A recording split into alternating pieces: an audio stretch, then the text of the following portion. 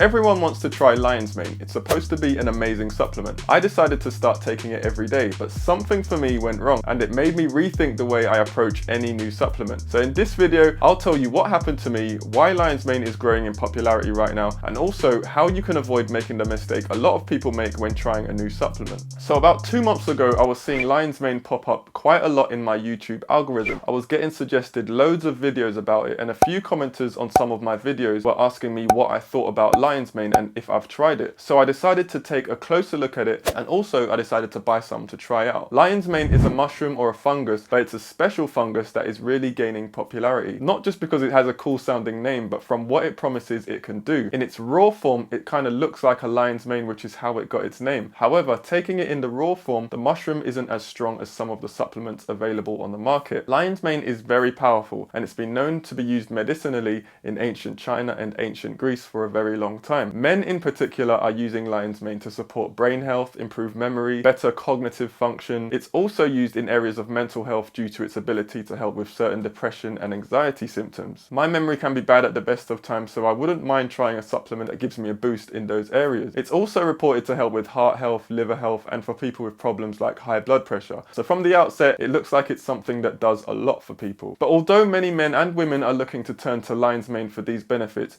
I think it's really important to know about the negative things that can happen along the way. But what exactly can go wrong with a supplement like lion's mane? My experience showed me that lion's mane is not a tame mushroom at all. So this is what happened to me. After I read about lion's mane and all of the things it can do as a supplement, I decided to try some out. As I mentioned, you can get it as a tablet, a powder, as a liquid. Sometimes it's mixed in and sold as a combination with black pepper, maca powder. Some supplements I also saw where it had been mixed with ashwagandha. There are loads out there. The one I chose had black pepper in it. Black pepper is used because it contains an active ingredient called piperine, which improves the bioavailability or effectiveness of other ingredients. In this case, of course, lion's mane. I bought the tablets and they were pretty easy to get. Didn't cost much at all. I was taking 2 tablets a day, which is what the recommendation on the jar was. 2 tablets worked out to be 2,000 milligrams a day.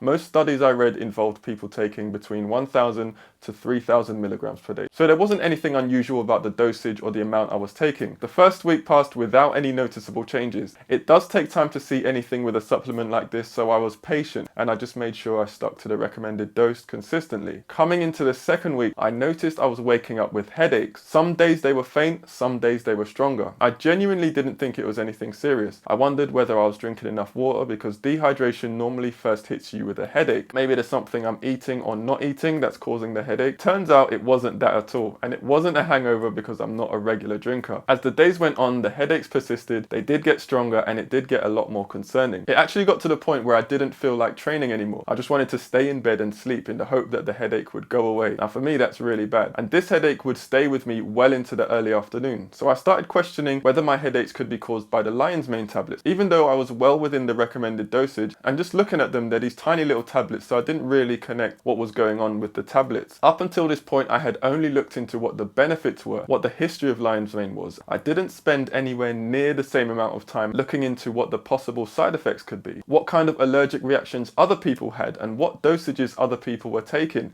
So when I actually looked into the potential side effects of lion's mane, what I discovered actually surprised me. I read that lion's mane, as it turns out, can increase blood flow to the brain, which in some people, i.e. me, can trigger headaches and even migraines, which would explain what I was experiencing. Either that or I was having an allergic reaction in some way. Some people said that I should just keep taking it and just lower the dose, but I chose to stop altogether. And within a week, the headaches had completely cleared up. But the question is, should you try lion's mane or should you stay away from it? My experience doesn't mean that lion's mane isn't a supplement that works. There's been plenty of studies that show it has been effective for many people. We're often told that side effects are rare, and they normally are. And oftentimes you don't want to hear about or read about the negatives before you try out this cool new supplement. But the lion's mane supplement I tried, which like many supplements of this kind on the market, contains a higher concentrated form of lion's mane extract, it's not to be taken lightly. Something I'll have to do if I do decide to start lion's mane again is to begin with a much smaller dose. Hopefully I've not scared you away from lion's mane. It is a great supplement, but just be careful with it. So I've talked a lot about lion's mane and why people take it, but check out this video where I talk about a supplement that has similar effects to lion's mane and could be a great alternative. So with that, thank you for watching, and I'll see you on the next one.